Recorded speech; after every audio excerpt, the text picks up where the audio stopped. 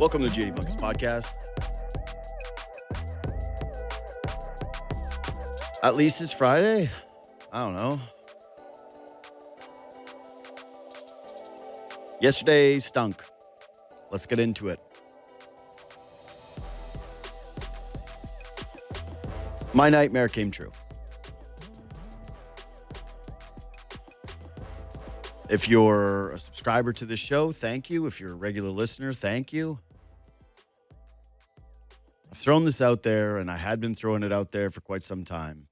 The idea that if Kyle Tucker was going to take a short-term deal, my fear was that the Dodgers were absolutely going to be involved.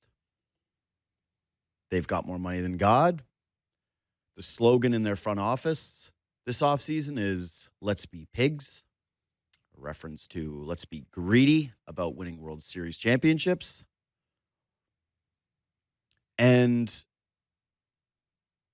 I thought that there was no more heartbreaking outcome for the Toronto Blue Jays and their fans to get sucked back in to a big-time free agent pursuit and only have him go to the team that eliminated them in the World Series, the evil Empire Dodgers, who suddenly tilt the board even further and honestly give it the feeling of Kevin Durant to the Warriors, not in the sense like, okay, Kyle Tucker didn't get eliminated like Kevin Durant. Kyle Tucker's not as relevant as Kevin Durant. A lot of people are going to make that comparison, right? Hey, you're already joining the champions. You're kind of a coward. Some people would say that. It's more so the feeling of the problem with the Warriors when they added Durant wasn't just his part of it. That's the way that we look back on it because people love to discuss individual players' legacy, and Durant gets into it with people all the time. He never ended up winning outside of Golden State. He had some pretty epic failures with the Brooklyn Nets and then with the Phoenix Suns, who traded him and somehow got way better, way scrappier with what should be a less talented roster. So a lot of it became about Durant, but the problem that most people had outside of watching a great take the easy way out was that the season felt like it was over before it began. That there was something fundamentally unfair about the idea of one of the game's best players joining a team that won more than 70 games and probably would have won a title if not for a little bit of flukishness and the guy who was the best player on the planet at the time stepping up and dominating. And that's how I feel with the Dodgers. Like, there's going to be all these think pieces today. You're going to get all these different Dodgers people and former major league players who love seeing guys get paid. And kudos. Like, I got nothing against the guy getting paid. And Kyle Tucker getting $60 million a season, who I don't think that a reasonable person could look at that and say, well, I can't even understand how you go to the... That's so much money for such a short term. This is why I'd always said that when the numbers were thrown out about Kyle Tucker that I heard that were around just $300 million, I went, I just don't think that's going to be enough to be able to get this thing done if teams are going to come in with crazy high AAVs and let them reset the market. And the only hope that you kind of had was the idea that was propagated by John Heyman, which is, hey, this guy doesn't really like free agency. He doesn't really want to be a spotlight player. And guess what? He's not going to be as a Dodger because he's like the 12th most famous guy on their roster now. So congrats to him. He's just he's like non-relevant Kevin Durant. You won't get the respect for the championships, but no one's really going to care about you anyway. But yeah, back to the Warriors analogy. The Dodgers, there's going to be those people that write these pieces. Like, the Jays almost beat the Dodgers last year, and everybody said that the Dodgers were an inevitable outcome. Hey, the Padres almost beat them. Hey, the Dodgers had their moments last year. There were teams that could have threatened them, and hey, this is on the other teams to step up and spend money and blah, blah, blah, blah, blah. This is a good thing for baseball that there's this much money going into baseball. And frankly, I don't think that fans care. Congrats to Dodgers fans who will get to celebrate this. And this is what they want, right? Like, I already know that I'm going to get messages and that I already have from Dodgers fans who are going to go cry more, cry more. They're thrilled about this, as they should be. Congrats. No hate. You get to stomp on people's graves.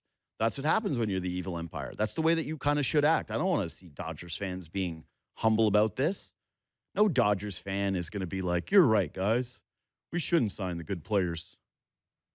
Hey, we feel bad about it. Hey, you know what? Hand up. It isn't fair. No one's expecting that. They love this, as they should. I would love it if this was me and that was my team and they were doing this. You think I'd be apologizing for it? Absolutely not. But this is actually a tipping point moment for Major League Baseball, and I'm crushed about this. I'm crushed for Blue Jays fans who, had to go through it. That, like me, some of you just never believed, and that's cool. Some of you were very much beaten down by the Shohei experience, beaten down by the Juan Soto stuff. And you looked at this and went, hey, they're not going to beat the Mets and the Dodgers for a free agent. I'm not buying it. I'll believe it when I see it. There's a difference between going out and getting one of the guys rather than the guy. Hey, they've already got a good baseball team. Hey, I already wanted Bo Bichette. Hey, whatever it is. But there was a large faction of people like myself who really looked at the Kyle Tucker situation and said, man, this is a real perfect fit. Talking about a personality that was going to fit in with the clubhouse who already had relationships with these guys. So check that box of this isn't going to be disruptive. He played a corner outfield spot for you and gave you cost certainty as well as player certainty, roster certainty moving forward if you lost George Springer or if you lost Dalton Varsho and his price went through the roof. He's a lefty bat who can hit 30 home runs, who can steal 30 bases, who has won a Gold Glove, who has been a 4-time All-Star, who has racked up an OPS of over 900 in a season just a year ago. This would have been a massive coup for the Toronto Blue Jays had they had this guy under contract. And so anybody downplaying that element of it, I think that you're just kind of kidding yourself. If you didn't believe it, that's totally fine. I did believe that they were in the mix. There was way too many reports, and I look at the Blue Jays, and I believe that they were the team that offered the length, the term, and a comfortable place for Kyle Tucker to spend all of his prime as a player. He decided to take the easy way out. He took the money. He took the risk of this thing only being a 4-year contract. Well, I guess the risk of $240 million, kind of tough, again, to say there's too much risk involved in it. He's going to have $240 million basically no matter what, and he didn't even have to defer that much money. So, yeah, whatever. Here's what I will say. I'm not mad at the Dodgers for spending the money. Like, you got it, you spend it, that's great. That's the way that the sport is supposed to be. I'm not mad at the Blue Jays. I think that, if you're blaming the front office or ownership in any way in this situation, you're out of your mind. $60 million a season with opt-outs after 2 and the chance to go play for the Los Angeles Dodgers, there's just nobody in baseball that was going to turn that down. And what the Blue Jays offer would have been, I'm going to try to dig into it with BNS in a couple of minutes here. But yeah, it can't be the take. I think the only frustration you can have is, like I said, is this feeling like, hey man, the Blue Jays are putting it together. They've spent a ton of money. They've got an absolutely talented roster that you should be excited about. There's no doubt about it. There absolutely is a case for this team to run it back, get back to a World Series, have an unbelievably fun season. But the truth of the matter is, the Dodgers pitched really well last year. They didn't play amazing to get to the World Series. And you saw this reiterated from their players. We watched them during their celebratory podcasts where they went, we didn't even play great. We didn't even play great. We didn't even play great. And that's true. They didn't play great. They played all right. They got an incredible performance from a starting pitcher who buried the Blue Jays. That's irrefutable. They had some big clutch moments, but yeah, this is a team now that won the World Series and just added one of the best closers in baseball and the premier free agent. And that just makes you feel a little defeated looking at this thing. It makes you feel a little bit like that Golden State Warriors situation where you go, well, at some point, it does feel a little fundamentally unfair. And it sucks, especially, I think, for people like me who are very anti-salary cap and very anti-work stoppages. I want to watch the sports, and I don't love mediocrity. I'm not enamored by the NHL this season and the idea that nobody can jump up over anyone that's 4 points above them because everybody gets a point every single night. I like seeing special teams. Part of what made that World Series so special is that had the Blue Jays beaten the Dodgers, it was the Dodgers, man. You weren't getting some, hey, other team that fluked their way into a World Series that was going to be forgettable. It was you could beat the Dodgers. Some rings are bigger than others, and having special teams increases the stakes. I don't want a salary cap in baseball, especially now that the Toronto Blue Jays are one of the heaviest spenders in the sport. But the feeling of where you get it goes unfair is when a team like the Blue Jays, a team like the Mets, they have two of the wealthiest owners in all of baseball, and they are offering over market rates. The Mets, I think, offered 220 over 4. So, or maybe it was 240. I don't know. It was somewhere in there. And they can't compete with the Dodgers. Nobody thinks Kyle Tucker's worth $60 million a season. And if you're looking at that and you're saying to yourself, oh, well, he's not worth 60 and that's going to be a bad contract. Like, it's not a bad contract for the Dodgers. They're trying to repeat at World Series champions. And that's the thing, is when you have such a large discrepancy between one half and the rest of the league, and you don't even have the Yankees be relevant in this conversation, the Red Sox, the Blue Jays, the Mets, that everybody else is just on the outside looking in, that's where you get worried about the tipping point for a salary cap, which people will say, well, this needs to happen. Now you've got people convinced that this is the reality of the situation, and it can fundamentally change the sport. And I warned about this. I had multiple former players on saying, I don't mind what the Dodgers do, but they better be careful because they're going to tip it. They're going to tip public sentiment. They're going to tip ownership sentiment. And I got people coming back to me like, I don't know if that's going to happen. I don't know. And I will say it wasn't in reference to Kyle Tucker. It was in reference to if they trade for Tarek Skubal and give him a big ticket contract. And people look at that all of a sudden and go, whoa, they just added this guy?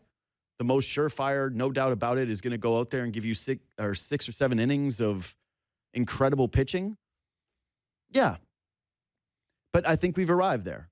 I'm now scared of a work stoppage. I'm now scared of a salary cap. I'm scared of the sport fundamentally changing and it going into a place where there's more mediocrity, that it doesn't feel as special, that, okay, everybody's in it. Great.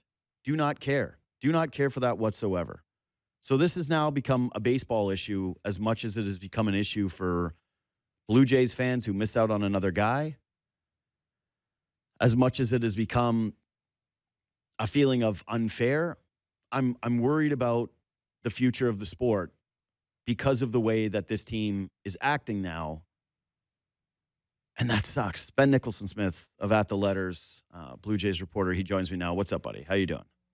JD. Wow. That's a tough one for Blue Jays fans right there. Yeah. To be again in the final 3 for a top tier player. And then this time Kyle Tucker chooses the Dodgers. I mean, the Dodgers are just like, if any doubt remained, that Blue Jays nemesis right now for getting Ohtani, for getting Sasaki, for beating them in the World Series, now getting Kyle Tucker.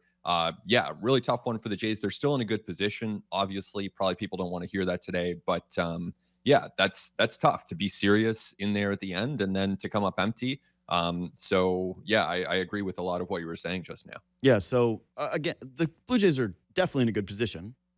And they've had a good offseason. I spoke to you before that I think that it's an A- offseason. That could have been an A++ had they signed Kyle Tucker. So no one should be down on the Blue Jays. And I made the point, I don't think that this is a situation where you can be annoyed with ownership or annoyed with the front office. Like, oh, well, they tightened the purse. Like, this guy got $240 million over 4 seasons with the Dodgers. He got paid way over market value. I guess the first place to start, though, is how did we all get this so wrong? Because everyone talked about Kyle Tucker's market being a smaller than he would have anticipated, that he wasn't getting anywhere near the $400 million that some people had talked about before the season started. And yeah, he doesn't get the $400 million, but the Dodgers coming in and swinging that heavy, I don't like when the Mets reports came out, people were doubting whether that was real, whether he was going to get $50 million a season. For him to get 60, this was a surprise to the industry. Oh, for sure. I mean, it's never happened before. When you think about just the AAV of this contract, which even including deferrals is $57 million per season, it's never happened before. So it's a precedent-setting deal. It's beyond what Juan Soto gets. It's beyond what Shohei Ohtani gets when you take into account the deferrals. So Kyle Tucker, like, no one is going to look at Kyle Tucker, with all due respect, and this isn't sour grapes. He still would have been a great fit for the Blue Jays, but no one's going to look at Kyle Tucker and say, this is the best baseball player who ever lived. They're just not. And yet he got $57 million per season with 2 opt-outs in there. So it's essentially a 2-year deal with 2 player options for 2028 and 2029. Incredible deal for Kyle Tucker. And just the structure of it is so different. It just defies all precedent. We've literally never seen anything like it in baseball history. So I think if someone had gone out and predicted this very specific structure on, November 1st or even on January 1st, it would have been an incredibly bold prediction because it's never happened. So I think for anyone who made these predictions, myself included, I'm not going to like beat myself up for not predicting this because it has never happened in Major League history. So I think that's totally fair. The Blue Jays apparently offered him maybe up to 10 years. Jeff Passan put it out there that they were the only team that was willing to do that. And yeah, this is unprecedented, and the Dodgers continue to swing it around. Do we have, or do you have any clarity as of this morning as to what the Blue Jays' final offer looked like? Because we do have the Mets, and the Blue Jays' offer remains unknown. Yeah, it's that black box at this point. So I honestly don't know. Would love to know. Hopefully we can find that out. I don't want to guess and speculate and be wrong out of respect for Jays fans who obviously want the specifics on this one. But yeah, if we're taking the willingness to go to 10 years, clearly the AAV would have had to be pretty serious too, right? You would get a sense in the course of these conversations from talking to Casey Close at Excel that, okay, the Mets, the Dodgers, these teams are serious. If you want to get our attention, it's not going to be a 10-year deal at a low AAV. So that presumably would have been communicated to the Blue Jays in some form. And then for the Blue Jays to still be in there at the very end, I would make the presumption that their offer was very strong. I would assume that their offer was massive. Clearly, it would be the biggest free agent contract in franchise history, passing the Dylan Cease mark and probably passing it by a huge margin too. So yeah, it's wild on a lot of levels, and hopefully we can get some specifics as to what that AAV was, what exactly those years were. But this would have been a huge investment, and clearly reflects, I mean, to your point, it reflects serious commitment on the part of ownership. I mean, you are not making this kind of offer unless you are willing to take on that contract and pay 90% of it in the form of a CBT tax. So it's a massive investment. Shows the Blue Jays are serious. They're one of the few teams that kind of can compete with the Dodgers and Mets when it comes to this stuff. Most teams in baseball can't. And so that's where I do sense probably some frustration coming from the ranks of, the Pirates, the Rays, the Marlins, that kind of team. But the Jays were able to compete. They just, ultimately were beat by the Dodgers with a deal that no one has ever seen in Major League Baseball history. Yeah. Again, you don't win the season by winning the offseason. That's always that's a very popular trope in baseball, but it's getting a little annoying now that the Dodgers keep winning both. It's not like they're only winning one and then they're going into the season and it's a bunch of failures. It's, hey, they're winning the offseason and they're winning the World Series. Okay, so to me, the only reason that the Jays offer, I guess, matters whatsoever is you want to be able to look at contextually whether or not they were actually in it. Whether that was truly a competitive offer and not something that ended up becoming, hey, this was truly the Mets and the Dodgers, right? Like, no, I think the Jays were in it till the end. My impression is the Jays were absolutely in there to the end, much like the Mets. Obviously waiting for word. Ultimately, it comes down that the Dodgers got them, but this was not like the Jays are some afterthought. This is not the Jays are being used for leverage. They were in there to the end. Like, they were a legitimate finalist. I mean, you could say the same thing about Juan Soto. You could say the same thing about Shohei Ohtani. I believe that to be the case in both of those instances as well. Now, some fans might bristle at that or might say, that there's no points for second place, and I get that. But my belief is that the Blue Jays were absolutely in there until the very end as one of the 3 finalists. So you can bristle at the second place thing, and you can be frustrated by it. I totally get that.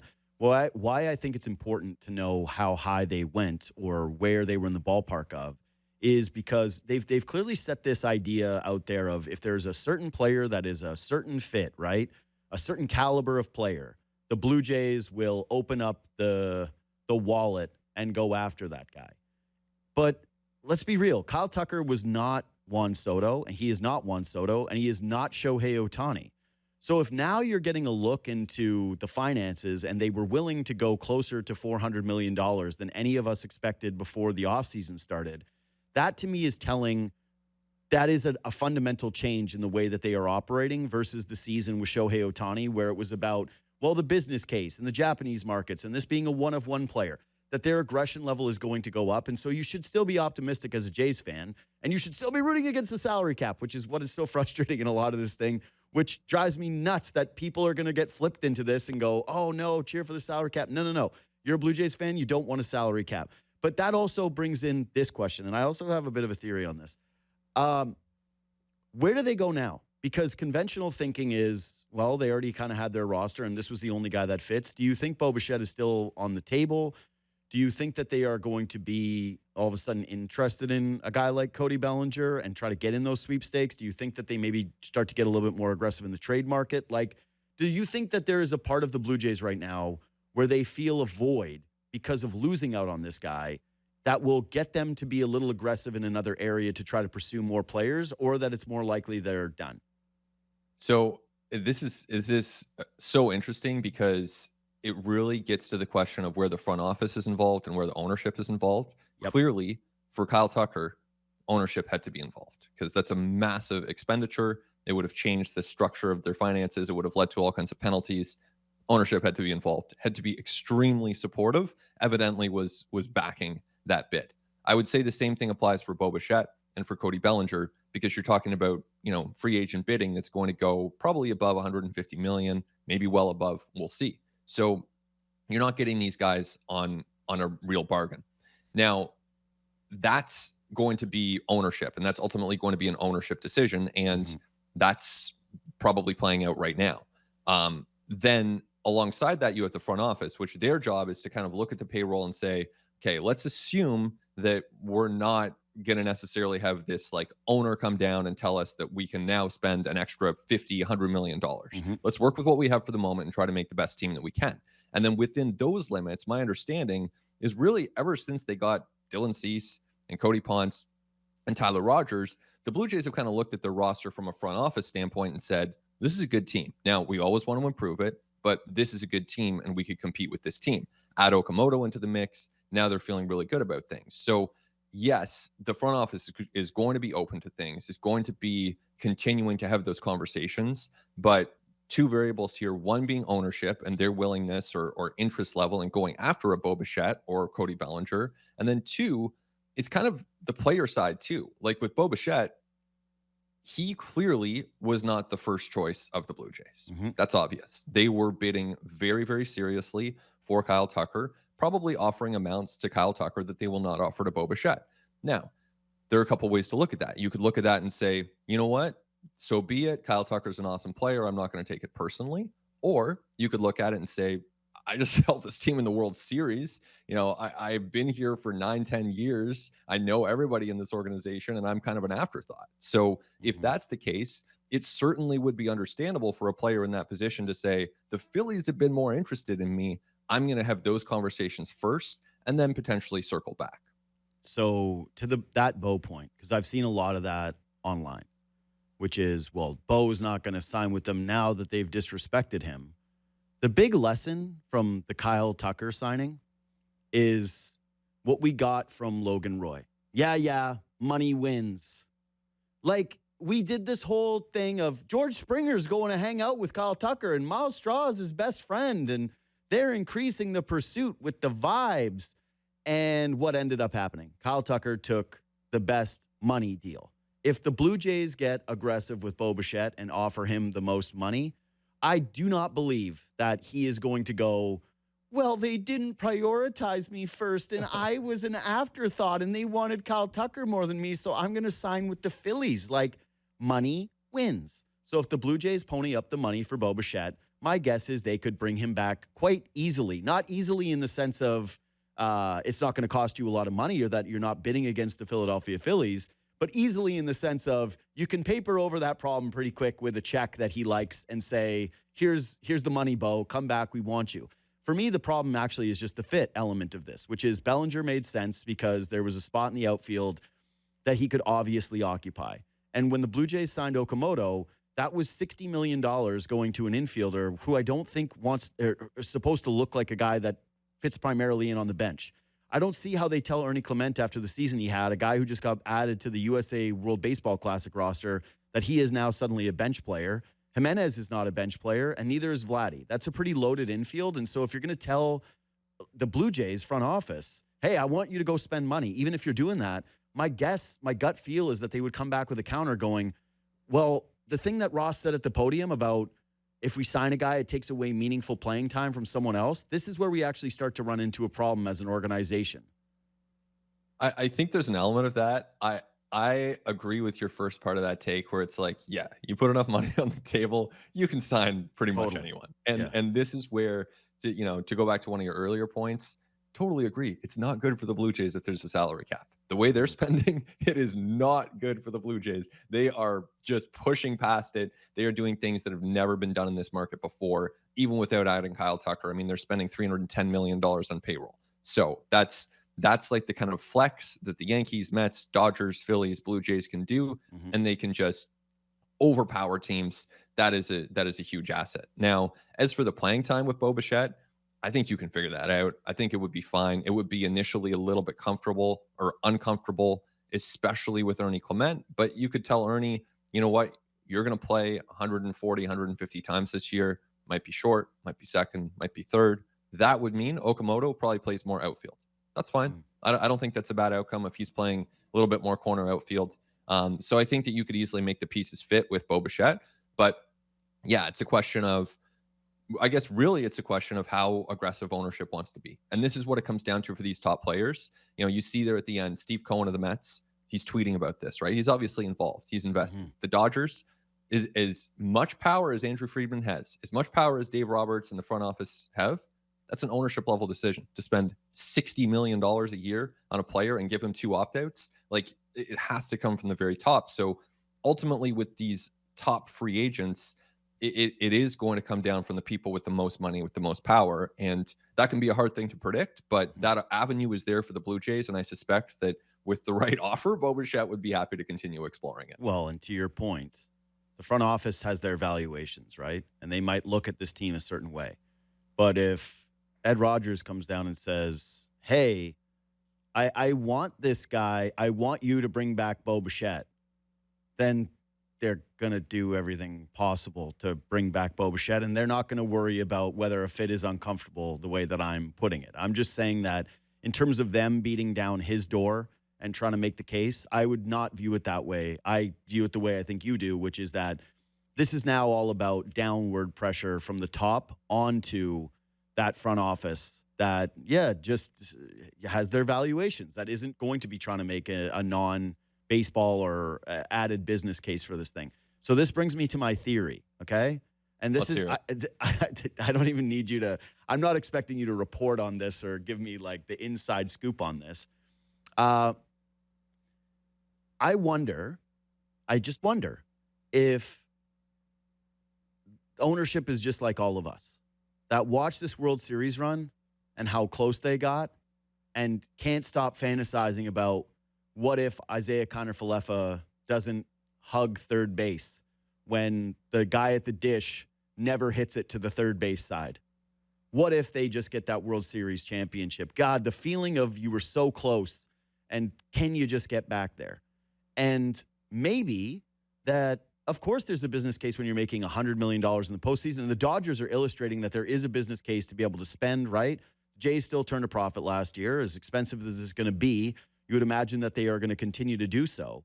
But that there is actually an added fan element to this now for ownership, where he fell in love with this team the way that we fell in love with this team, and that the spending might be a little bit more reckless for a guy like Bo Bichette because he is so hungry and feeling so desperate for what they came so close to. It's a great theory. I can't speak to it one way or the other, but it's a fun theory. I certainly think that, going off Mark Shapiro, right, who's kind of the conduit from the media, from the fans to that ownership level, what he said after the season was that he felt more like a fan. He was reacting like a fan. He was talking about how personally this had been so meaningful to him and how he was just like swept up with the emotion of it. That was pretty notable. We didn't hear that from Ross Atkins. We certainly saw it from John Schneider. And so you think about all the people you know in this city and people you know across Canada. Like my sister was crying after the World Series, like this got to people in a different way. She's not even like that big of a Jays fan most of the time. So it got to people. And so I would think that would apply at all levels of the organization. And I think that would really resonate everywhere. So yeah, I think that creates an opportunity to go out there and maybe be slightly more emotional, but at the same time, like we are talking about Rogers Communications, this is a business. I'm sure there's a strong kind of business sense on this thing as well. But watching that team, anyone and everyone who watched that team, I think got swept into the emotion of it to some extent, and probably wants to see that ride keep going. That's what I'm saying. I don't think ownership is immune to that. I think that team was so special and so fun that anyone that paid attention got sucked in. And you're bang on. So I come from a hockey family, right? Like my mom's side is just hockey, hockey, hockey. Every Christmas break is talking about hockey. We center an entire family event around watching game 1 of the World Juniors, right? Everybody just want to talk about the Blue Jays. It's December 26th, and my entire family just wants to yap about the Blue Jays. That's the resonance that has happened here. And this is not just, it's not diehard. This is a completely different moment for the sport, and trying to capitalize on that has to be in their minds. And of course they have a good baseball team, and they are going to continue to be exciting. And if they don't make another move, like today, it's all done completely.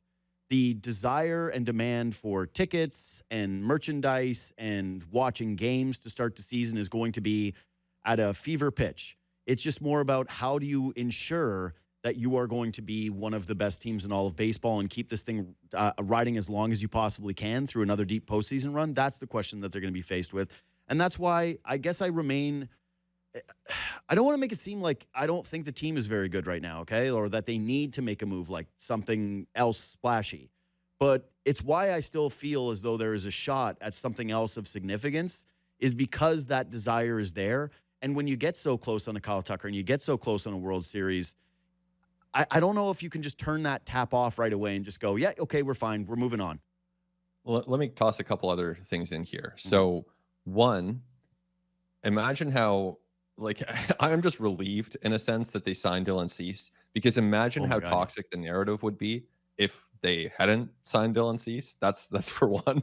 So, now we know, okay, they went out there, they did it. This is where, like, that was a good decision. You go out there early in the offseason, you throw some deferrals in there. Would you rather have Ranger Suarez for 5 years or Dylan Cease for 7, like at a similar AAV? I think the Dylan Cease deal looks totally fine. We'll see what Framber Valdez gets. But either way, the Jays went out, they got their guy, they get the top free agent pitcher. There's a little bit of relief there, regardless of what happens with Kyle Tucker. And then 2, Vladdy.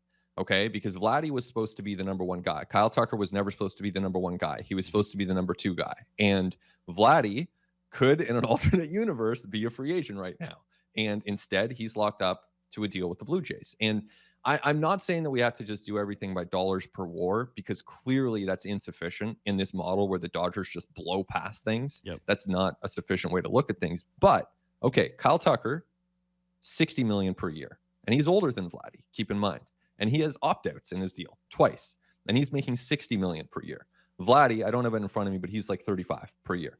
So Vladdy, you get younger, no opt-outs, 35 per year. Now, there are front office executives who will tell you the Vladdy deal is a bad deal. Okay. So, I happen to think it's a good deal. I always thought it was a good deal. I always thought it made sense for the Blue Jays to do that deal. But your mileage may vary. The point is, they have Vladdy locked up. They have Dylan Cease locked up. So regardless of what happened with Kyle Tucker, they at least have this core with this incredible young position player who's just entering his prime, and a very, very good pitcher who, could lead this rotation for a number of years.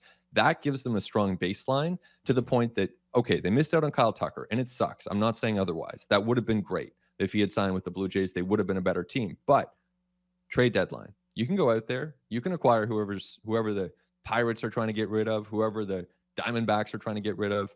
You can go out there and be aggressive next offseason, if there's not a lockout, which there probably will be. But you can be aggressive next offseason. So they're in a good position long term, and I think that connects to Cease and to Vladdy.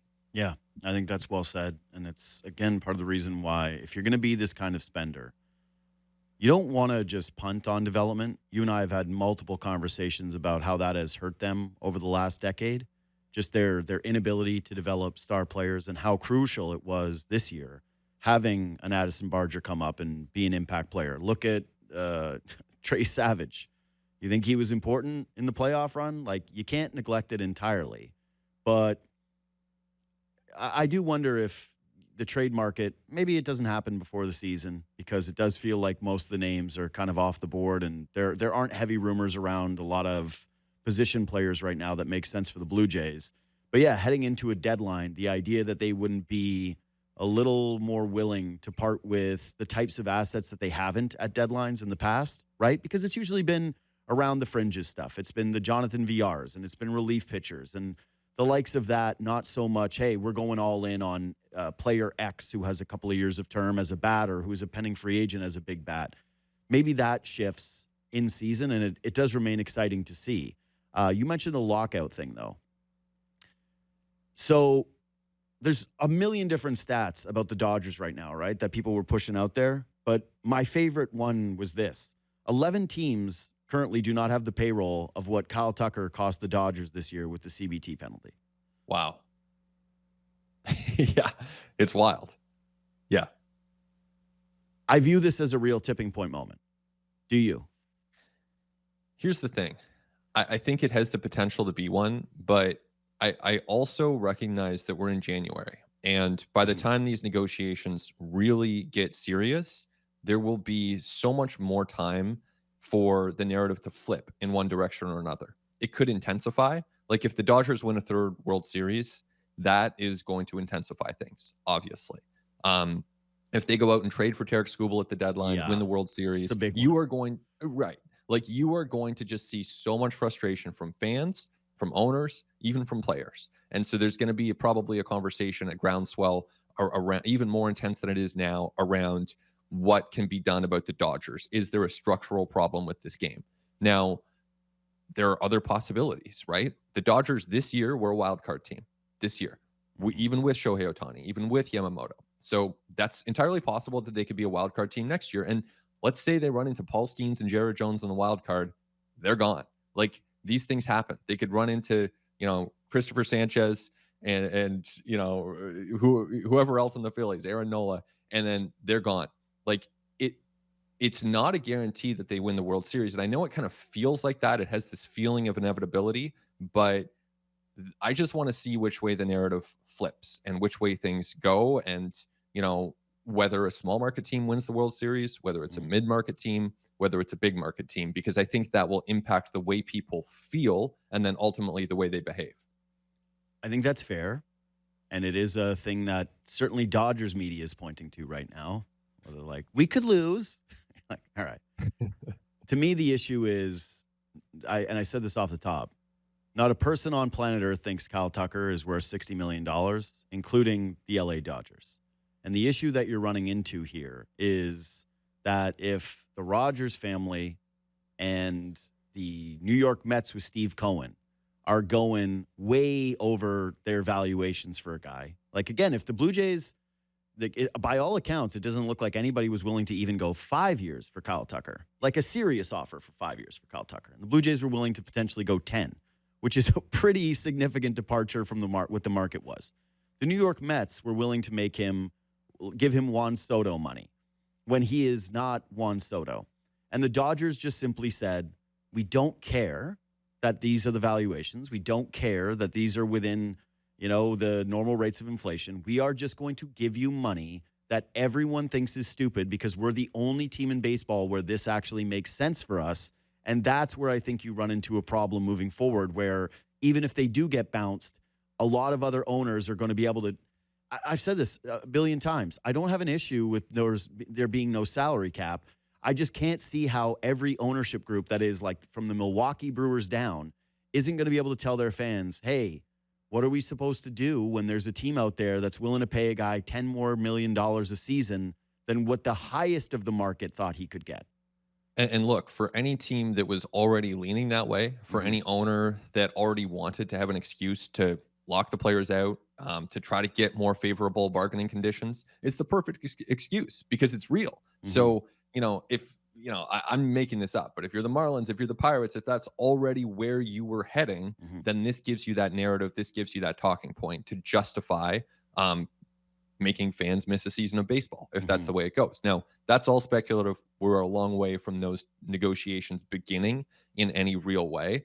But, to the point about the offer by the Dodgers, that to me has the look of an offer that's like Dodgers going to Tucker and saying, "What would it take for us to get a yes like today? Like Mhm. go as wild as you want, say whatever you want. We just want to know like what would it take for us to get a yes?" And they go, "Yeah, 2 years 120, $60 million player options for the next 2 years, only a couple deferrals." And then the Dodgers are like, "Okay, Mhm. let's do it." Like that's because I can't imagine a team coming up with that offer. It just feels like so player friendly. I hate it. I really hate it. And I know you're saying like it has the feeling of inevitability and that this could flip, but I don't really see it flipping. I really think that you look at this team right now and the position they're in, and the fact that if you were trying to do who the favorites are for Tarek Skubal today, it's two teams. It's the Mets and it's the Dodgers. And based on what's going on with those two front offices, I can tell you who I would put my money on. Yeah. And In free agency, you mean? in free agency, but also Yeah. with the trade deadline. Like if Tarek Skubal ends up moving, man, we've got this Tarek Skubal thing happening in the shadows. The whole he wants $30 million in arbitration versus what was the Tigers offer? 18? 19. Yeah, 19, right. And the idea that they're going to pay that guy a big ticket free agent contract does not feel like a reality. And so it looks as though he's bound somewhere else. And yeah, just I keep thinking about, I read that article. I can't remember who it was, but they wrote the Let's Be Pigs article behind the scenes with the LA Dodgers, that's their credo, that they just do not care and that they are operating completely differently. You can give them all the respect that you want, but ultimately, these billionaires, a lot of them are going to be competitive. A lot of them already have the angle that you just put out there, which is they've been dying for a salary cap for years and they want to have caps on what they can Decades. spend. And yes, of course, this isn't like a new issue for them. So you've already got a huge camp of people that are saying, we want this, we want this, we want this. We're willing to lock out the players. But now, when you're getting into the mix of the uber competitive guys who are saying, you know what, we've been trying it this way and we can't even get it done this way, and we're feeling helpless against guys who are just eviscerating what the market is supposed to be, telling players, give us your fantasy deal and we'll sign you to it. That's where I think you run into a problem. That's where I'm worried about the tipping point. That's why I feel like we can say these things aren't inevitabilities. That's fine. But if we're working on a balance of probabilities, I think like the Dodgers are heavy favorites to repeat as World Series champions. Yeah. And we are also likely to be headed towards a lockout because this is going to sow discontent amongst a lot of people. And that is not ultimately healthy for the sport. Baseball wise, between the lines, it makes me wonder what is going to happen with Scooble and what this means for his market. Because at the trade deadline, it's going to be about prospects. Yep. If the Tigers are out of it, which I think with Scooble, they should be in it. Like, I actually think they'll hold Scooble and try to win, which as they should. Then beyond that, if he hits free agency, then it's like, what kind of deal is he getting? Because if Kyle Tucker, I mean, again, Kyle Tucker's a good player. But if Kyle Tucker's getting 60 million, Yeah. I mean, there's a case for Tarek Skubal to be making when you consider what he can do in a short series and how starting pitchers can have. We saw what happened with Yamamoto. We've seen it with Scherzer. We've seen it with so many different starting pitchers over the course of a postseason. The impact they can have, like, I don't know. There's a case for Skubal to be making huge money, and it's also interesting to see these structures because, again, as you know, JD, like I used to work for MLB Trade Rumors, right? So I've been thinking about contracts for a long time, writing about contracts since 2008, and I've never seen a contract like this. Like Yeah. the 60 over 4, the 2 opt-outs, like this is totally new. It hasn't happened in Major League Baseball, and it opens the door for Scott Boras and Tarek Skubal to do something very creative if they want to. So again, it's not a lot of teams that can be in that conversation. I agree with you that the Dodgers and Mets are the favorites already for Tarek Skubal, but no reason the Jays shouldn't be in that conversation. No reason that any of the big market teams, the 5, 6 of them, the Phillies, the Yankees, those are the teams that are in on the big free agents. So you would expect, given their relationship with Scott Boras, that they would be in that conversation too. But first things first, you got to get past the Dodgers. And Yeah. it's a very tough thing to do. The Dodgers, who, by the way, have spent 2 of the last 3 off seasons giving out contracts that people were like, well, this is a totally new thing that we never saw before and has fundamentally changed the way that we look at free agency. Yeah, I look, think that's going to have a ripple effect. Right, and let's give the Dodgers credit for creativity. Like, I know this probably people. I see your reaction, Nah. but like they are being creative, like Yeah, sure. whether you like it or not. Yeah. And you I know what think, else? Who else could be creative? Anybody that just be piss away $260 million on Kyle sure, Tucker. but the Mets have as much money. Mets playing as big of a market. Yeah. Like, no, Steve Dodgers Cohen's the biggest loser in all of this. Like, it's just fraudulent. The Big Daddy Cohen and his like, no one will be able to compete with me. Like, yeah, right. No, exactly. Steve Cohen is the biggest loser. He's tweeting about it when the Dodgers are probably writing up the fine print. Steve Cohen's sitting there, on Twitter, like the rest of us. So I it's not. That's a tough look. It really is. So yeah, I think it's going to be really interesting where all this goes. But I do come back to like this Bryce Harper comment where he was asked about the Dodgers in August of last year. And I love this competitiveness. And I'm not saying fans need to have this mindset, but I think for anyone in the Blue Jays front office, for anyone in that clubhouse, what Bryce Harper said is it's loser talk to blame the Dodgers. He said the Dodgers are a well-run team. It's loser talk to get in our heads about it. We have to beat them. And you and I can have a discussion structurally, but I think for anyone in that front office, for anyone in that clubhouse, you just have to look at them as, you know what? The Blue Jays almost beat them. Like they were, as you said, they were one IKF step away from winning the World Series. So, it's not like they're this unbeatable team. My only counter to that is twofold. One is Bryce Harper lives in a world where he's like, that's loser talk. Bryce Harper doesn't want the Dodgers spending less money and if it means them missing out. Like he's financially incentivized. I would feel the same way if fans were getting a trickle-down effect from the Dodgers. If they were like, hey, the CBT tax isn't just going to the pockets of billionaires, it's actually going to subsidize ticket prices. You would be like, well, I guess all of a sudden beers are $11 for a big can. You'd go, well, the Dodgers, they're kind of benefiting everyone. They're benefiting you, Bryce. So kind of spare me, even though I do appreciate the sentiment. And yeah, secondarily, of course, the Blue Jays were close, but that's the frustrating part is that they were so close to a team that, did have far more talent. And that team just added one of the best closers in the sport. We don't even think about that anymore. And the marquee free agent. That's where it starts to run into, okay, well, when is enough enough? And when do you start to spoil fans and turn them, even the most hardcore ones like myself? Anyway, Ben Nicholson-Smith, I'll let you run. You're the man. Thanks so much for everything. And yeah, hopefully I'm right about this theory that the Blue Jays remain aggressive and they do something that the rest of the league goes, that was stupid. Because I would love a move like that before this thing's all said and done. Sign me up. I'm ready for it too. All right, JD. Thanks, man. Talk to you later, buddy. All right. Quick break. Leafs lost yesterday, too. What a night. What a night. It added pressure to the weekend. That's next.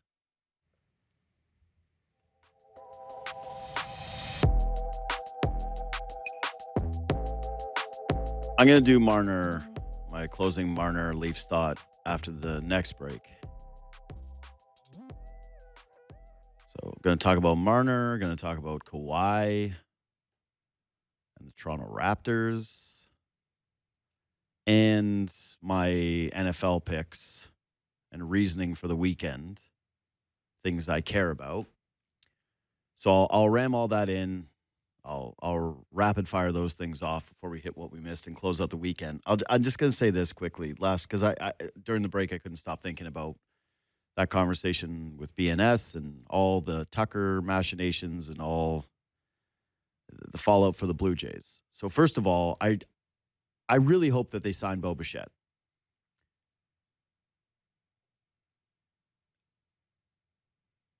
I'm not trying to play a hindsight being 2020 here, but going into the offseason, my thought was, hey, just bring back Bo. Make sure you don't screw up the Bo Bichette of it all. Go get Bo. And I'm excited for Okamoto. I'm excited for another season of Ernie Clement. I think that the infield is very good and that it would be a little uncomfortable playing time-wise. But when I think about that Dodgers pitching staff and what the Red Sox have done, adding Ranger Suarez, what the Yankees are going to have in their rotation, the improved rotation of the Baltimore Orioles and them being able to close now with Ryan Helsley as a setup man. I got a lot of faith in the Blue Jays bats, and they did a lot last postseason to prove who they are. They did a lot over the course of the regular season to prove who they are. But unless Anthony Santander bounces back in like a very, very, very significant way and Okamoto turns out to be a genuine bona fide star, there's question marks in terms of the bats that can come up with a huge hit against elite pitching with this lineup. And that's part of the reason why Kyle Tucker felt like a necessity, is he is one of those guys. And if you think back to the World Series against the Dodgers, and yes, it was a borderline mad bum run that they faced from another pitcher.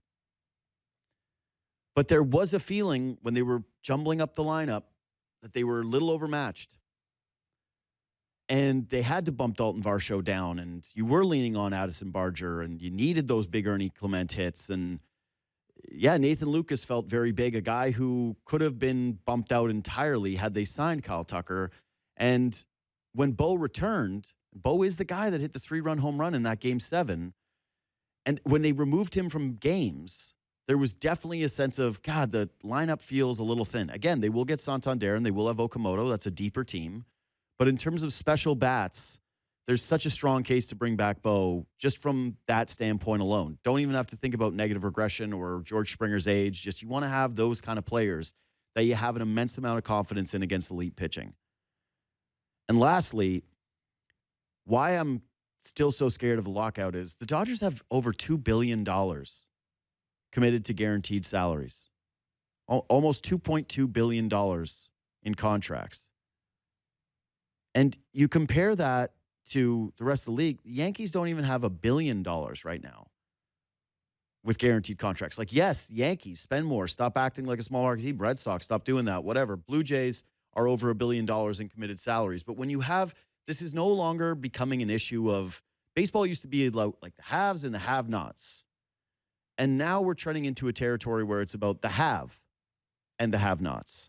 And that's where, to me, it starts to get dangerous, and that's where you start to get everybody frustrated and move the needle for something that I do not think will benefit fans in the long run. Again, salary caps were pushed out as, this is going to keep prices down for fans, and that hasn't happened. We've seen it doesn't work. It's not a reality. It's about owners being able to save money and knowing that they have cost certainty on products, and I'm not for that. Quick break. We'll come back. Marner, Kawhi, NFL.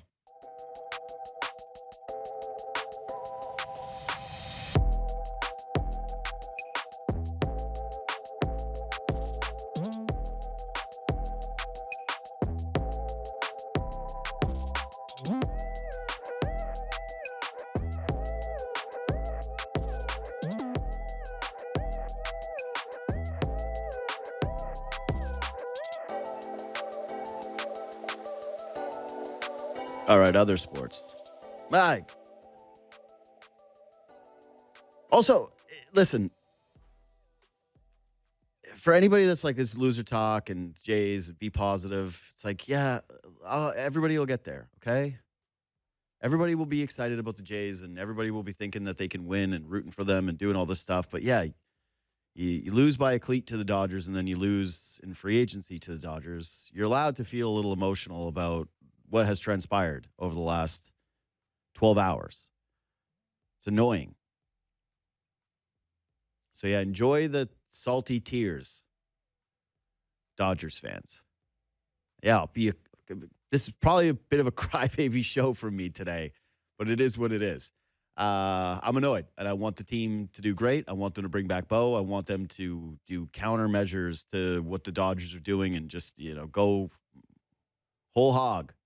Trade all the prospects. That's where I'm at today. Maybe I'll be a clearer mind moving forward. Maybe 2 weeks from now, I'll be going, maybe you should hold on to Arjun Namala. As of today, I'm like, move all the pieces, spend all the money. I do not care. Find a way to compete with this Dodgers team. Crying be damned.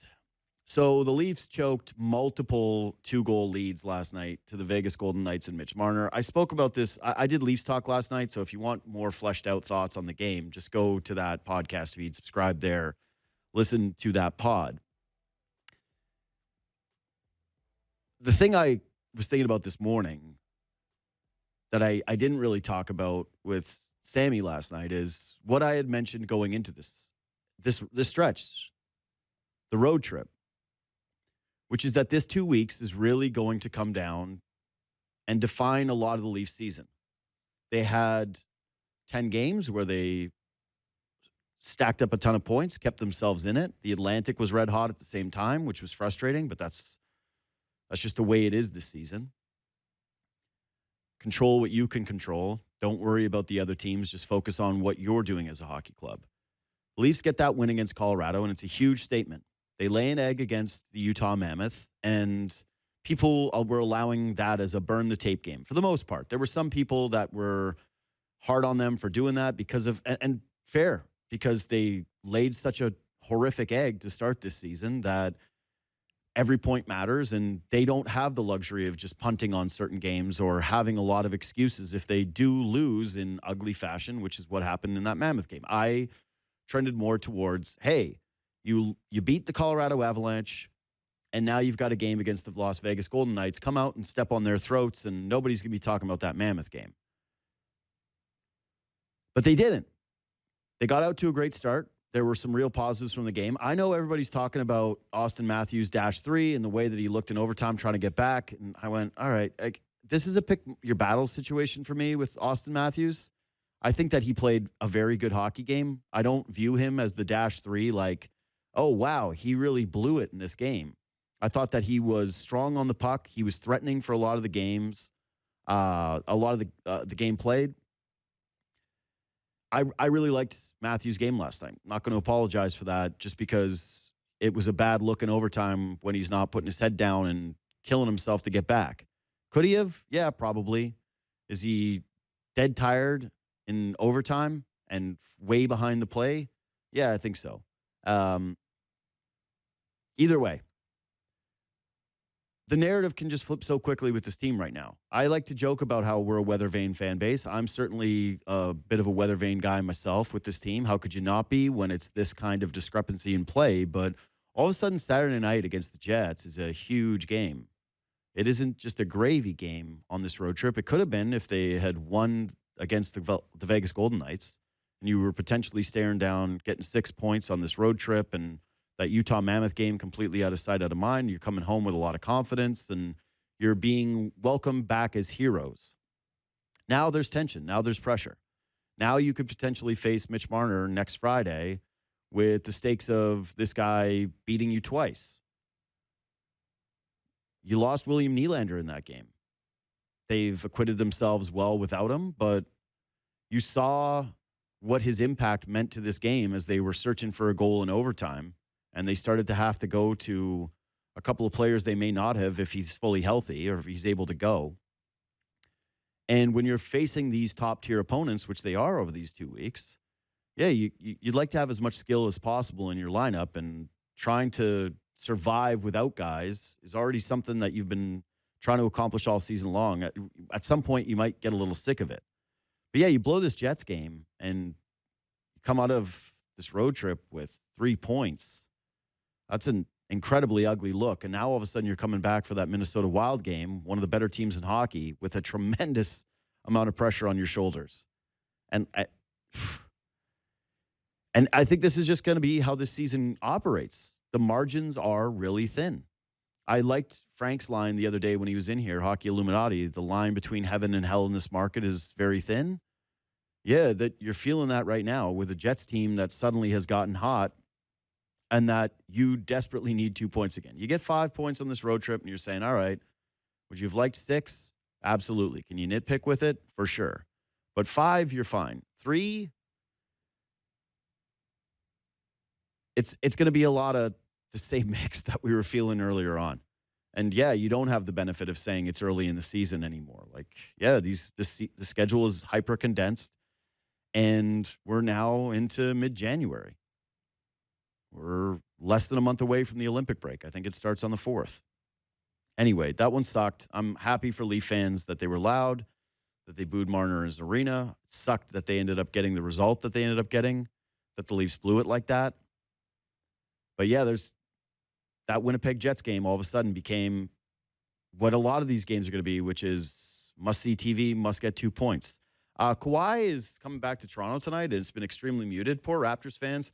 I don't feel as though the team has been getting its due this season. It's been overall a pretty fun season. They're wrapped up in tons of rumors. The play has been quality. Scotty Barnes is an no doubt about it, all-star. He has taken a step this season. There has been some exhilarating wins. There have been some fun depth player nights. I'm completely enamored, like many of you are, with Colin Murray-Boyles. I think that, yeah, the ceiling on this kid is incredibly high. The defense that he's playing with already, the basketball IQ that he's showing, yeah, there's just so much to like. Overall, an incredibly positive year. I've made my position clear. I don't think that they should be a team that's in a rush to make a move. I don't think that they should even be in a rush to try to dump the Quickly contract, which I've never been a fan of. I like seeing the way that this thing is going to play out. But the Kawhi return has been muted. And I think that that's partially because the Kyle Tucker situation, where everyone's monitoring the marquee free agent in the market potentially going to the Blue Jays. I think that's because Mitch Marner faced the Toronto Maple Leafs for the first time, and Kawhi Leonard is very far in the rear view. But, yeah, he's coming to town. And also, the third thing is just Kawhi doesn't play all the time. So trying to get yourself up, he's a game time decision again. Trying to sell yourself on the idea that this is some kind of a game with immense stakes, it's not really there. But I thought about something else, too, with Kawhi, where I think a part of this, in terms of the lack of anticipation around his return, is if you're a Raptors fan, a Toronto sports fan, you'll always wonder about the COVID year and if Kawhi had run it back for one more season when the Raptors still had their team intact, whether they could have got another championship. That'll never go away, you know? Like, that's always going to be a great what if, and for some, a painful what if. Talk about another free agent who people thought might be in the bag when he returned here, and there were the helicopter chases and the Jalen Rose reports, blah, blah, blah. Yeah, another guy that got ripped out from underneath Raptors fans. They won a championship with Kawhi Leonard, so most people, I would say, at least 55%, are of the position where they don't really have anger towards Kawhi because he provided them with some of, if not the best sports memories they've ever had, which is fair. I feel a similar way where I don't hate Kawhi Leonard. I don't think really anybody does. I think there's a very small select group of people that feel that way. I don't think that he should get a statue, like some people think. I also don't think that he should get his jersey retired here because it was a mercenary season. But whatever, if you feel like he should, not like I'm adamantly against these things. I think part of the reason why it's not as big of a deal for Kawhi coming back for everyone as maybe it is for some people is the way that it's played out with the Clippers. That he hasn't played, that he has been a mercurial figure, even when handed all of the things that he asked for, whether it was Paul George or the spending or other draft pick moves or the contract extensions that he's received, that he's still just a guy that you don't really know if he's going to play or not. The team hasn't worked out well around him. He's definitely left frustrating feelings with certain teammates, certainly the guys that were there when he first arrived, who thought that they had been building positive momentum.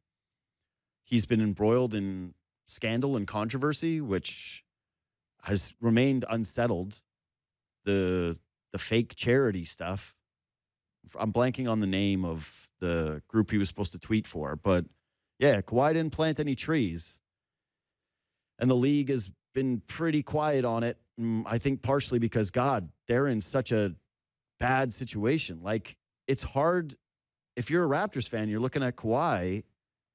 Yeah, would you have wanted him to come back on a short-term contract? Absolutely. But the idea that you missed out on something special with him moving forward over the course of these years doesn't really feel like a reality. Even I've seen people talk about if he was available, would you trade for Kawhi now? And the most popular answer, I would think, from people in the basketball world is, well, nah. I guess if the counter is you're going to trade for Anthony Davis, sure, but doesn't play, doesn't seem committed to cultivating a culture in any way, doesn't seem committed to winning. Feel like this is a real, this guy misses the Toronto Raptors more than the Toronto Raptors miss him. It wasn't always that way. It was certainly not that way in year one. Might not have been that way in year two. But it does feel that way now. I just think people have moved on. Yeah, and part of that is time. It's 2026, which disgusting how far in the rear view that championship is. You know, you had people tweeting and posting all these images of them in 2016. That's become a popular thing on social media over the last week. I don't know why. I don't know where that generated from, but it's uncomfortable to think about how, close that is to 2019, how far away we are from it. So, yeah, time is a piece of it, but also just the way things played out with Kawhi. I don't get the sense that there is big resentment from Raptors fans, even though for the most part they've been in the wilderness since he departed. And it looks like, yeah, there's a little bit of light at the end of the tunnel for this team right now, given the way that they've played and the way that Barnes has developed and some of the picks that they've made. And, yeah, just the overall direction of the franchise versus a lot of what we're seeing in the Eastern Conference. Okay, NFL weekend. I'm going to try to fire through these and then get to the break and do what we missed with Brando. So we got 4 games. It's the divisional weekend. Some people like to say the championship weekend is the best one because you get the 2 heavyweights from each conference. You get the 2 best games of the year. It's better than the Super Bowl. You still get 2 games. Personally, this is my favorite because you still get 4. Feels like still an NFL Sunday or an NFL weekend where you're getting games nonstop. Starts to feel a little thin when it's championship weekend, even if those games do have such critical import. I'm going to start with my Seahawks and the Niners. I mentioned this before, but all the pressure's on the Seahawks. It really is. They're 7.5-point favorites. I think that the needle has moved a little bit in the direction of the 49ers. Fred Warner's not going to play, and I never thought he was going to. There was a clip of him that came out online where he was hitting the sled, and he's jumping off one leg as he hits the sled both times, and you're like, yeah. And by the way, you could see the power plant in the background of his practice, which I was not ignored by me. But all of a sudden, there's this weird Darnold injury where he injured his oblique throwing against air, which just means he's not throwing against a defense. He was just practicing, and he hurt his oblique, and it shut him down, and Drew Lock ends up getting snaps. And if you're a Seahawks fan, obviously you're terrified by this because you use the bye week to get healthy. You don't get hurt during the bye week. They're bringing back a lot of players, including their left tackle, Charles Cross. They're bringing back a safety for them that has been critically important to their success this year. They had just dominated the San Francisco 49ers. And so most people are looking at this game as probably the least interesting of the 4, given that the Seahawks are the biggest favorites. The Niners are so beat up. And this is the expectation here is that it's supposed to be a bit of a laugher. I don't think it's going to go that way. I do think Seattle's going to win this football game. I think that they're going to be a very popular parlay piece on the money line that people are going to throw with, teasing up the Bears or, throwing the Indiana Hoosiers on there who are expected to win the college football championship. I'm a little leery of it, and that's not just being a fan. I just look at these games and say, Kyle Shanahan is one of the best coaches in the NFL. This Niners team has dealt with adversity all season long, and as good as the Seahawks defense is, Sam Darnold has not lit up the San Francisco 49ers. The big question for me in this game is, can the Seahawks run the ball the way that they did in the last contest against the against the 49ers? Because if they do that, then I think it sets Darnold up for success. If you've got a game where the San Francisco 49ers are able to have that rushing attack of Seattle look mediocre, then it's going to look a little bit more like that Eagles game where 3rd and long, over and over and over again, I don't trust Sam Darnold to come through and carve these guys up. I don't. That's where the pressure on that player does become something where you should be nervous about it. But the Niners have the 30th ranked rush defense since week 9, and that includes the playoffs. And so can Seattle make it a game where all of their third downs or the majority of their third downs are manageable? Can they kill San Fran on the ground? Because if they can do that, then my belief is they will cruise to a victory and that it will not be close. That if San Francisco has to score points in this game, that they're not going to be able to just do that. They don't have George Kittle. I don't care if Ricky Pearsall comes back. He's a good player. He shouldn't be determining the outcome of this game. The outcome of this game is going to be determined by San Francisco's rush defense versus Seattle's rushing attack and the way that it positions Seattle's questionable quarterback in terms of what he's able to do. And yeah, the Niners don't really generate a great pass rush, but they did limit Hurts. And Darnold hasn't thrown a TD pass against them. But yeah, the Hawks are 5-6 in their last 6 games when their opponents have scored 17 or less. So I expect this thing to be low scoring. And if you're asking me about the spread, my bet would be on the Niners covering, or certainly if you're a teaser fan, that I would be adding points to the 49ers, because it is a playoff game between 2 division rivals who are seeing each other for the 3rd time, 2 elite head coaches. And I don't see Seattle just running up the score on these guys. Maybe they do. I hope they do. God, I hope they do. Nothing would make me happier than just a non-sweat in this game. But I would guess that it's going to be a closer game, but Seattle wins. Bills-Broncos. Bills have won 6 of their last 7 games. Big question for me in this one is similar to the Seahawks game, which is, hey, can they run the ball? Can they run the ball against Denver, or does the script end up being the same where it's the Jags game all over again, but against a more competent defense? I know the Jags were red hot. I trust Trevor Lawrence more than I trust Bo Nix, although that version of Trevor Lawrence, I don't know. I think Bo Nix can outplay that. But they ran the ball for 3.1 yards a carry against the Jacksonville Jaguars, and they got gashed on the ground. And to me, I'm sorry, I watched the game. I felt like the Jaguars choked a little bit in the sense that they did not run the ball enough. They kept going away from it. They decided to let Trevor Lawrence be the one who was going to dictate that football game, and minus the drive that he had at the end of the game, or the second last drive of the game that he had, if I was a Bills fan, I was extremely nervous about the way that they were stopping the run. They were getting gashed. It was over 6 yards a carry from Travis Etienne. And what's the other guy's name? Bilal Tootin. So I just think Sean Payton's a better coach, and that he's not going to choke the way that, in my opinion, Liam Cohen did. Liam Cohen let the moment get to him, tried to get a little too cute with his offense, and he paid the price for it. But if the Bills can't run the ball in a more difficult environment in Denver, and you have this game be close, my sense is that Bo Nix and the Sean Payton scheme and the running backs, that they're not going to let the Bills off the hook when it comes to the way they run the football. It's a huge prove-it game for Bo Nix. A lot of people doubt him, myself included. They doubt how real these guys are as a 1 seed versus Josh Allen, who is a proven playoff commodity, who wins in these kind of games. I don't think the weather or anything along those lines impacts this football game. To me, the biggest matchup comes down to one thing, which is it's the number 1 red zone defense, which is the Denver Broncos, against a Buffalo Bills team that's really thin at wide receiver. Everyone trusts Josh Allen's legs. Everyone likes James Cook. But what's going to happen if there's a couple of passing downs in the red zone for the Buffalo Bills? Can they get that thing done with Shakir? And Keon Coleman, I guess, is going to have a big game. Brandon Cook's going to have a big game. The tight ends, to me, are fine in Buffalo. They're nothing overly special.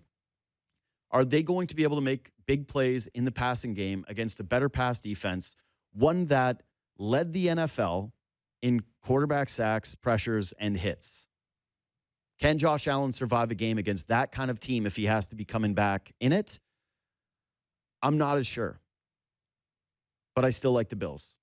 I do. I think that the pedigree of Buffalo, the way that Allen is leading them, I believe that James Cook will be able to run the football better in this game than he did against the Jaguars, that they'll be more creative in their run game and that they'll stick with it a little bit more, and that ultimately the Buffalo Bills come out of this thing with a win. Bears-Rams, Battle of the Elite Arms. Feels like Caleb is actually kind of the successor to Matthew Stafford in terms of the guy who people are going to clip in terms of making the cool arm angle throws and just shows off the overall athleticism. Here's where I'm afraid if I'm a Rams fan. I'm not just saying this as a hater. I do hate the Rams. Their last 10 games outdoors in the rain or snow, they are 1-9. 16 TDs to 11 interceptions for Matthew Stafford. The Rams' last 10 games in Chicago, they're 2-8 with a minus 109 point differential. There's a 55% chance of snow as I looked at this last night. It looks like it's going to be -7 in the afternoon. That's before the wind chill. And yes, it's going to be very windy. The coldest game that the Rams played in this year, you might ask? at Carolina Panthers, the week where Matthew Stafford may have thrown away his MVP shot and his opportunity to not play in this game. The thing that scares me is that everybody's buying in on the Bears' magic now, that we're all looking at it and going, they're unkillable. They're on this special run. This is the Cinderella team. It does make me a little nervous when it does look like everyone is starting to buy into that. And yeah, I think the Rams can run the football too. They're built to win a game like this with their rushing attack, with Corum. I'm blanking on the other guy's name. Why am I blanking on their starting running back's name? Whatever. Everybody knows who he is. Kyron Williams. That's it. I think that those two guys can be impactful in this one. They're going to need to be impactful in this one. And my guess is that you're going to get a pretty heavy dose of Puka Nacua bubble screens and that end around play, that sweep, that jet sweep that they run with him. If the Rams can be physical in their rushing attack and with Puka Nacua, my guess is that they come out with a win, that they're the more talented football team. But I like the Bears, and I'm actually going to play the Bears as an outright bet this weekend. So sorry to Bears fans. Sorry that I'm on your team. Sorry that I believe in the magic. It's my bad if you lose. But I'm nervous about those cold weather stats. I think there's enough information there that this isn't a small sample. Matthew Stafford is an old guy. Yes, that Bears defense has been horrific. But if they can speed him up just a little bit like the Bears defense did Jordan Love in the second half before the fourth quarter of that football game, yeah, I like the Bears to hang around, be in it, and then believe in their magic. Lastly, Texans-Patriots. CJ Stroud was so shaky, it's hard to trust the Texans, and I do love the Patriots vibe, but the Texans have 10 straight wins, and I don't think that there's a unit remaining that's as good as their defense. And I think about them versus Drake May, who had 2 fumbles in that last game and a bad interception. And, okay, awesome. He played great in the fourth quarter against the Chargers, but I also think the Chargers wore down because their quarterback just couldn't do anything. The Nico Collins injury is obviously huge, but I'm not as down on the Texans offense as you're supposed to be after a game like that where CJ Stroud looked that shaky. I'm thinking that he potentially got a bit of the yips out of the way because he settled down as the game went on. He was showing a little bit of swagger, yelling at the Steelers fans. Woody Marks ran the ball with great effectiveness in that game, and I don't know why he and Chubb can't replicate that against the Patriots. Patriots were actually also 0-3 in the red zone in that game against the Chargers. They were 4-11 on third down. This is not a bona fide team the way that they're being spoken about. And one of the things has been with them is, what are they going to look like against good opponents? And I'm not really sure that they answered those question marks by facing Justin Herbert at his very worst with an offensive line that was paper thin and a defense that wore down as the game went on. I really love this Texans team. I really love their defense. I really love their coach. And I think that they can beat up on Drake May. I think that they can expose Will Campbell, who got beaten down last week. And I like them to win in a tight contest as well. So those are my picks. I like the Texans. I like the Bears. I like the Seahawks, but not against the spread. And I like the Bills.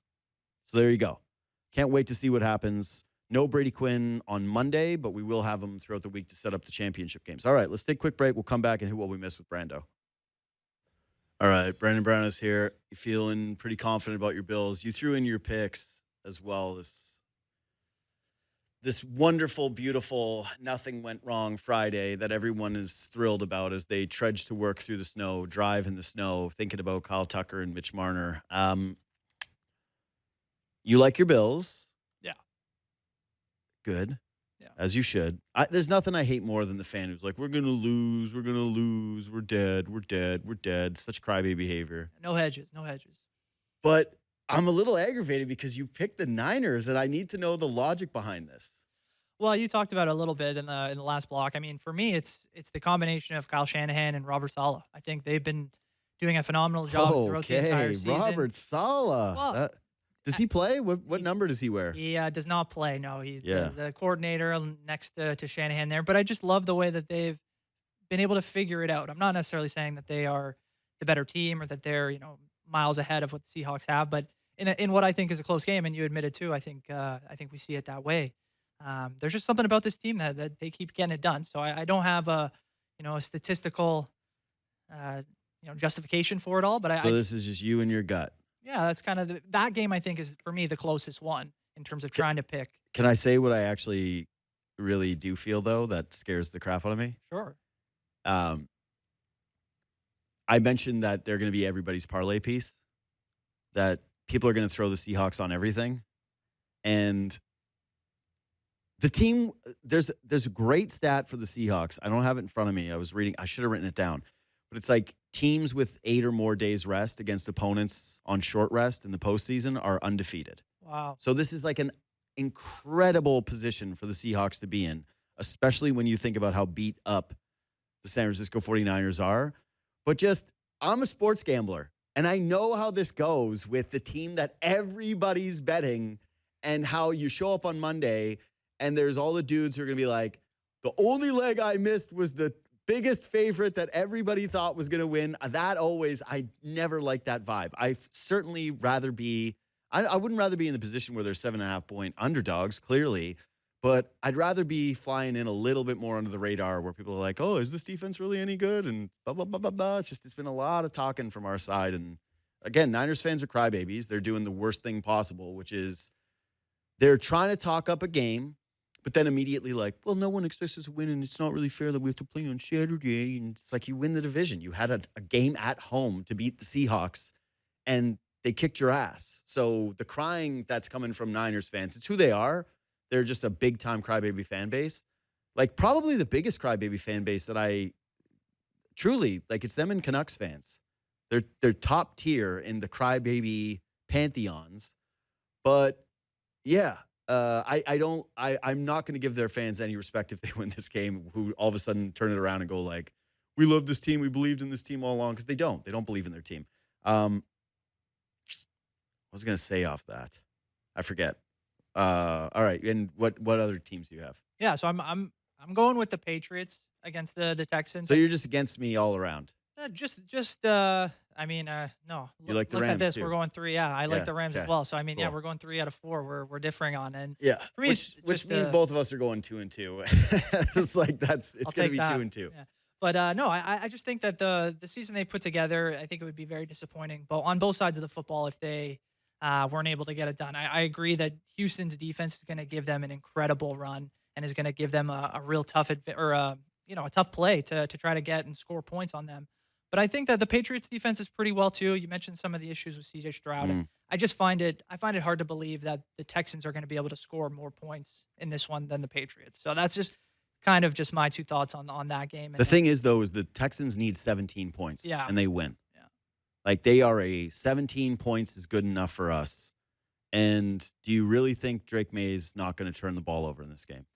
He might turn it over for sure. Yeah. He might throw a pick. He might have another one of those fumbles. But I just think that it's a year too early for the Pats. Yeah. It's a year too early. This is a team that I believe in their future. I love their vibe, but overall, I'm going with the.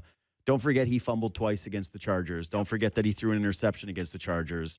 And if you do that against this Texans team, you have 3 turnovers. You're losing the football game. You got a lot of luck. And Justin Herbert was terrible. I wish I stuck to my guns more with Brady. I mentioned this to you guys, that I kind of did the cop-out of, well, he did get beat up by his offensive line was not very good. But the first half of that game, he had a ton of opportunities. People were breaking down the tape. And I went, yeah, God, he just sucked. All right, what else we missed? What do we got? Yeah, so sticking with one of these playoff teams, the Bills.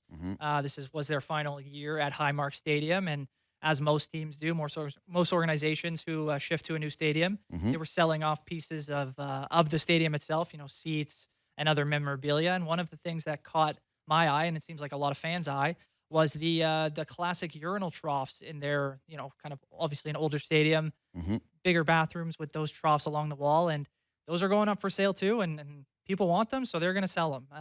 Apparently, they've already got orders for those coming in with the prices starting at over $549 US. So would that be something that you'd be interested in purchasing? Well, no, because I don't have the space nor the plumbing for such a thing. Yeah. What I would say is I'm a fan of the troughs, and I think that we lost something going away from the troughs.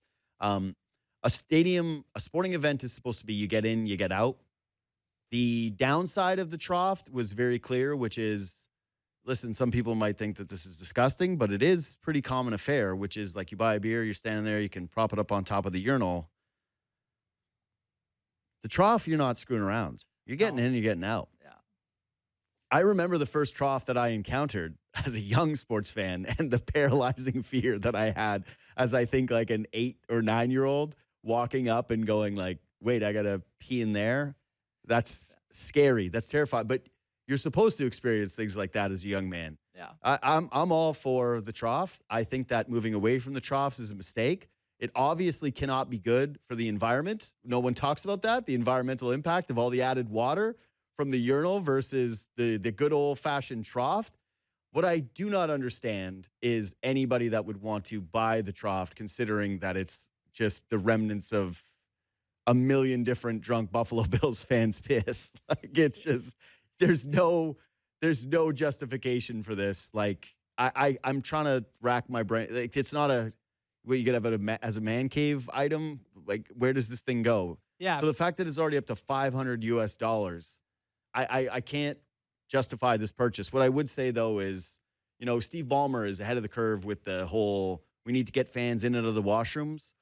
I think it's a totally overlooked discussion with stadiums is, can you get into the bathroom quickly? There's nothing worse than standing in the line. The trough was tried, tested, and true. We never needed to deviate. It was the pinnacle of male urination systems, and we shouldn't have tried to get cute with it. Not everybody should have been a bird hider and all afraid to go up to the trough. So that's my take on it. What's next? Mike McDaniel was seen at, I don't know exactly where this was, but he was seen at an airport on his way to Baltimore. He interviewed for the head coaching job there. Exactly. And he was caught on photo in a beautiful suit. Nice looking suit there. So Can't think if I've ever seen Mike McDaniel in a suit before. That was kind of where I was going. It's like, especially NFL coaches, you get them on the sidelines. This isn't like, the NHL where they're in the suits. There's no more Tom Landrys. Yeah. So, I mean, to see him in a suit, he looked good. Won't lie, but I thought about it as a guy. You won't lie. I mean, it looked good, yeah. But flying, do you like to go comfortable? Do you like to look good? Do you like a combination? What are your thoughts on that? So, my first thought when you mentioned that is there was a recent report. I can't remember who it was by. Whoever handles U.S. Customs of, hey, if you want things to move quicker, dress up. I think that's criminal of them to say such a thing when there's so many flights that are delayed and people are crammed into these airplanes. You've got some airlines that are toying with the idea of standing. There's many photos of people that get on discounted airlines, especially where they've got absolutely no leg room. I think that if you are over, 6'2", 6'3", that's hell for you on a flight because a flight isn't comfortable for me and I'm 5'10". So, just not good, not good. No, I don't think you should dress up to fly at all. I do think that there is a line of demarcation when it comes to things like I don't particularly appreciate it if you fly wearing shorts. Yeah. It's sweatpants. Sure, do your thing. Wear your sweats, wear your hoodie, be comfortable, wear something you can sleep in, wear comfortable shoes. Like there's just too many good types of sneakers that are comfortable that I don't really get behind people who do the whole I wear flip-flops on a plane or I take my shoes off on a plane. No. Not a fan of that because, any rudeness when you're traveling to me is pretty unacceptable. People are already stressed out. There's a ton of people who do not like to fly, period. It's a huge fear for a lot of people. You are crammed in. It's a stressful day. You might have your kids with you. That requires like a ton of added focus to try to get them on the flight and to have everything operating smoothly. I don't know very many people who don't have some form of flight anxiety when it comes to getting there early. And yeah, it's not a fun day. No one who's flying is stoked on it, right? Other than, I guess, the people who fly in private jets and sit there with their champagne and a private little lounge. That must be nice. But the rest of us, the world that we're talking about, which I guess he's in because he's seen, well, was he boarding a flight or was it like a regular flight? Or this looked like it was at a gate, yeah, like a typical flight. He was just at the gate. A ton of people around send him the plane, huh? Apparently not. Yeah. Not that serious then. I don't think he's getting that job. But either way, I'm not against it if you fly wearing a suit. Like, to me, it looks very strange when you're at a baseball game and it's in the sun and it's warm out and you see guys holding like their business meetings and they've come from Bay Street and they're rocking the suits. I do look at that and go, you really didn't have any opportunity to change? There was no spot for you in the office where you couldn't have spent the 5 minutes it takes as a guy to switch from the suit to something more comfortable. That's not one of these situations. I certainly don't judge anyone for it. You want to get a fit off, you get a fit off. I'm sure Armin dresses up when he goes and he flies. I bet. He's definitely the type of guy for a suit. But yeah, the fact that there is any type of pressure from airlines to dress up as a reason for expediting flights and customs and security checks is insane to me. You get stuff like I did where it's my delay that I had a year ago where I'm flying back and I got 3 days of cancellations and back and forths and questioning whether or not I should sleep in the airport or pay another $300 out of pocket because it's apparently not the airline's fault that I got to stay. I can't imagine if I had been wearing a suit showing up for a canceled flight. You got to feel like the biggest idiot on planet Earth. So no, wear comfortable clothing, but I'm sorry. If you're someone who takes your shoes off or you wear flip-flops or you wear shorts, you wear a tank top, like that files under the exact same category of someone with BO on the flight or who wears too much perfume on the flight, which, by the way, is, to me, This is bad. One of the most underrated criminal activities that you can do is the person who douses themselves in body sprays and strong perfumes as they're entering a flight and confined airspace. I've said this before and I stand by it. I hate BO. I do not like body odor whatsoever, but I'll take BO over someone that is doused in old lady perfume or strong cologne sitting next to me for a flight any day of the week. I will. I'll do that every time. But yeah, the flight, dress up if you want. Be casual. Don't cross the line into rudeness. Yeah, no, I agree. I think you make a good point in that. You want to be comfortable yourself, but you also want to offer like comfortability to everyone else around you, because the worst thing you can have is just there's a line. There's a line. Yeah. There is. It's not your personal air travel. You got to be somewhat considerate of other people. And it's like, yeah, somebody who doesn't use headphones and plays videos on their phone. That to me is like jail. That's where the security at airports in terms of the people when they intervene, right? It usually takes someone, that one lady who went viral, you're not a real person. It requires somebody doing something way over the line. If I was the head of air travel, my line of you're off this flight, no headphones playing on your phone. You're gone. You take off your shoes. You're going to do some time in a prison cell for at least 24 hours. You're not making that connection flight. You're getting reported. You wore too much perfume. I'm like the guy right now from Parks and Rec, straight to jail. That's me with the airline They just need to like assign one of the attendants to just be watching as they're going up and down the aisle, just for any of these social cues 100%. that they can watch. 100%. So.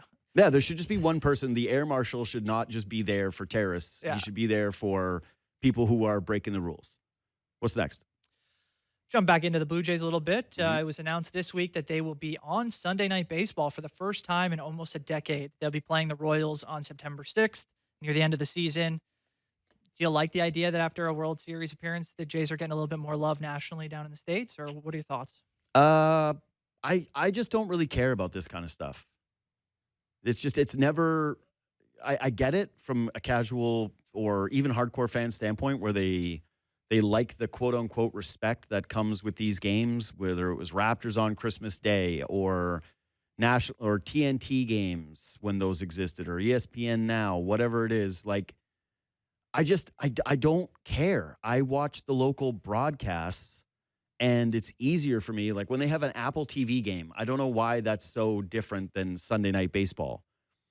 You know, like to me, I want as easy access as possible to a game. I want familiarity. I love my mother to death, but I don't want texts about how she gets the game. And I think a lot of people experience that with their parents. Where's the game text? Well, that's been the issue with those Apple games, right? Is like people get so frustrated because now all of a sudden you gotta need a subscription to watch that. It sucks. Yeah. It's no fun. So yeah, I don't really know why we have this difference between, well, this game's on Apple and everyone hates it, or this game's on Sunday Night Baseball, but everybody loves it. It's cool hearing another perspective on your team. I enjoy that. Yeah. I don't think that there's anything weird about wanting to hear a differentiating opinion from time to time on your baseball team. But the way sports fandom to me has gone is more people are hardcore fans of their teams than they are hardcore fans of leagues. And baseball specifically is like this. And you know it because we have this challenge with guests sometimes. We want differentiating opinions. We want people from other markets to share thoughts on the Blue Jays and the Raptors and the Maple Leafs. And there's a value in that because they're not inside of the same echo chamber bubble that everybody else is in. And so it's nice to hear what is more of an unbiased perspective on something you love. You always want to solicit those kinds of opinions. But what you do find a lot of these times, and I think that Apple TV specifically was really criminal with this, and I think Sunday Night Baseball has historically done a much better job, is sometimes these people aren't really prepped to talk about your baseball team. And they're saying things that you could get from your uncle who watches one game every month, who's casually tuning into it. You want real good information. You want a different look at it. And if these networks, some of them, are not going to have the people that prep. This is my Tony Romo issue.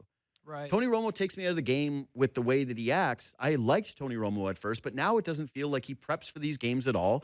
And he doesn't really know anything about the teams. Doesn't know anything about who's playing safety. Who's the guy that comes in when Poyer goes out with an injury? You think Tony Romo now is prepping to figure out who that is? Or you think that he's on the golf course enjoying his hundreds of millions of dollars that he's getting for a media deal? Like, I don't get that same excitement. If I was a Bills fan and you told me I get Tony Romo or I get the local broadcast team, the guys that do the radio station, it's a no-brainer for me. So I've never really understood the disrespect thing. I've always understood that, of course, American media is going to go with American markets that drive more ratings for them than the Toronto Blue Jays. I don't think it's a disrespectful thing. I think it's a business decision. But also, there's not a million broadcasts out there that are national, and I'm not trying to take a shot, that I view as so much better than what the offerings you have as a fan in this market are. And if you think about the Blue Jays in particular, like, you got Dan Shulman and Buck Martinez. Go watch other. I watch other baseball games, man. There's some really good crews out there, but there's also some duds. And yeah, I just don't think that anybody's complaining because they get more Dan Shulman calling their baseball team. You wanted Sunday Night Baseball before because you could hear Dan Shulman call your baseball team. So, yeah, it's kind of I would say a bit of a non-issue for me. I think we overstate it. I think that it's one of those situations where most people don't care, but social media blows it out of proportion. And that fans in this market, especially when it comes to the Raptors and the Blue Jays, where they're the only Canadian team, there is an added emphasis on getting respect when the teams are good, when in reality, the only respect you really need is from the other teams and the other fans who actually pay attention and go, man, your team's pretty good this year. Anyways, subscribe to this podcast, leave 5 stars. I'm back tomorrow on Leafs Talk, and then Monday to recap what I hope is a massive Seahawks blowout victory. We'll see you then.